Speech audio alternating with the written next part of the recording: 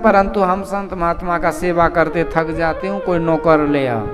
तो सेठ जी सवेरे निकले नौकर खोजने के चक्कर में, खोजते रहे कहीं नौकर मिला नहीं। पर नौकर खोज किस लिए रहते? तो अच्छा उद्देश्य के लिए।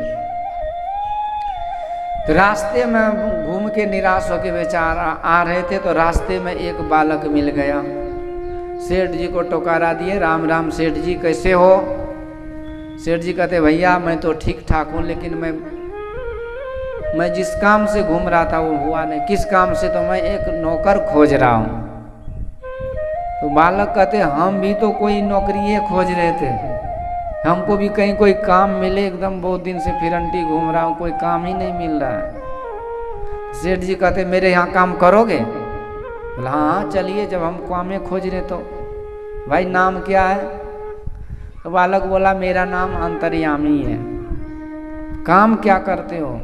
बोले जो काम दे दो वही। उस बालक को ले आए।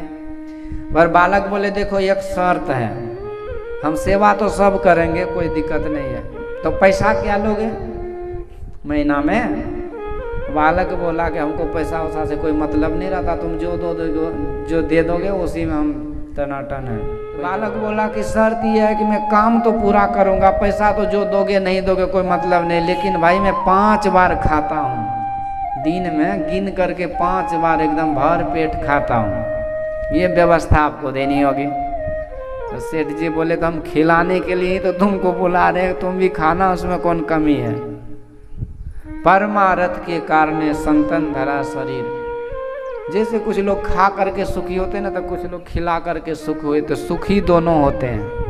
अब आप पर निर्भर करता है कि आप खा करके सुखी होने का आदत लगाते हैं कि खिला करके। कोई भिक्षा ले करके सुखी हो जाता है और कोई भिक्षा दे करके सुखी हो जाता है, दोनों सुखी होते हैं। पर जो भिक्षा लेकर के सुखी रहना चाहता है वो सब दिन भिखारी बना रहता है, परंतु जो भिक्षा दे करके सुखी रहना चाहता है वो सब दिन राजा बनना चाहता है, बना रहता है।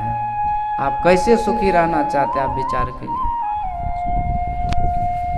तो भोज भंडारा भी होता है, तो ये भी प्रेरणा है कि हम भी सत्संग कराएं, हम भी भोज भंडारा कराएं, ये सब प्रेरणा है। तो बालक सेठ जी बोला चलो हमारे घर कोई कमी नहीं है, आप वहीं रहना, 5 टाइम खाना होगा। अब खुशी खुशी ले आए, सेठानी को बोले देखो ये सब काम करेगा, ऐसे तो आराम करना बढ़िया से, परंतु तुम्हारे लिए एक काम है कि ये बालक को 5 समय बढ़िया से अपने हाथ से साफ सफाई से भोजन बना के खिलाना। सेठानी सोचे पहले तो 50 को बनाना पड़ता था, अब एक के लिए चलो बना दूंगी। अब बनाती रही, तो अंतर्यामी सब काम करते और सेठानी अंतर्यामी के लिए भोजन बनाती। इस तरह से समय चलता गया। पर वो शर्त ये भी था कि ये बात कोई जाने नहीं कि मैं 5 बार खाता हूँ। लग रही हो क्या बात है? तो सेठानी आज बोल दी कि क्या बताएं, हमारे यहाँ तो हमको आराम ही आराम है, लेकिन एक अंतर्यामी आया है, उसको बनाते बनाते 5 समय का भोजन में ही थक जाते हैं। अब इतना बोलना था, उधर अंतर्यामी के भोजन करने का समय था। सेठ जी प्यार से उसको बुला के साथे खिलाते थे।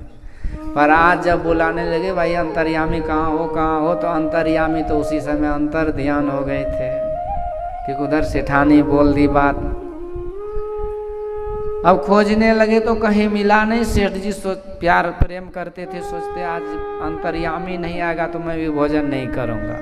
बाद में सेठानी को पूछते कहाँ भगा दी उसको, मैं तो कुछ नहीं करी। अच्छा उसका शर्त था तो किसी के पास कुछ बोली तो नहीं खाने पीने के बारे में। अब सेठानी को परेशानी कहती मुझसे तो गलती हो गई, मैं तो बोल दी। समझ गए उसका वो वचन था कि कोई बोलेगा तो वो टिकेगा नहीं। अब सेठ जी भी समझ गए अंतर्यामी क्या हो तो मेरे भगवान ही थे।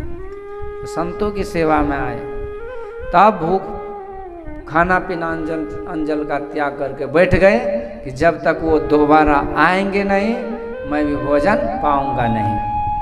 भूखे प्यासे बहुत समय तक रहे।